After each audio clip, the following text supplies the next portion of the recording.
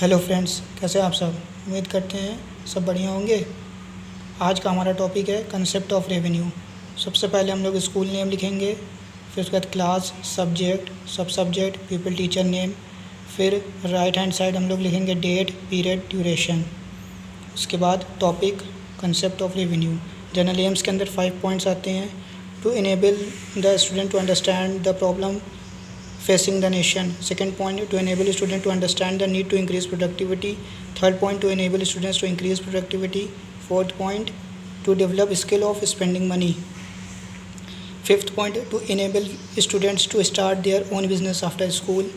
Specific aims के अंदर 3 points आएंगे. Students will able to know about income. Second point, students will able to understand the importance and their types of revenue. Third point, students will able to use the concept of revenue. Previous knowledge, students have basic knowledge about income.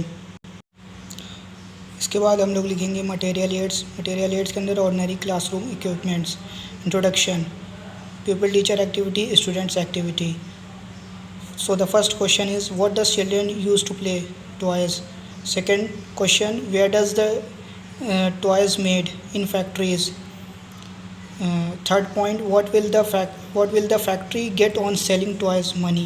Fourth point, what is the money for factory? Revenue. Fifth question, what do you know about revenue? Problematic हो जाएगा ये question.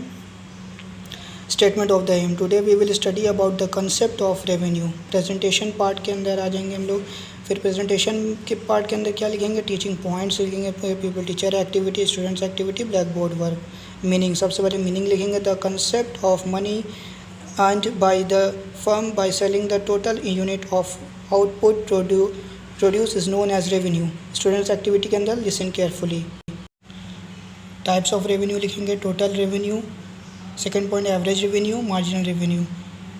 फिर इधर black board work की तरफ लिखेंगे types, total revenue, average revenue, marginal revenue.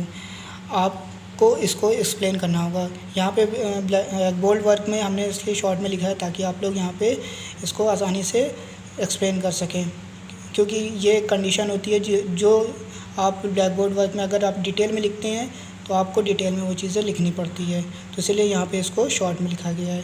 उसके बाद लिखेंगे evaluation question. What is revenue? What is different types of revenue? Supervision work में teacher will supervise the students by walking in the class. Homework, learn meaning of revenue and its different types. So आपको video पसंद आई हो तो like, share and subscribe कर दीजिएगा. Have a good day. Keep watching, keep loving.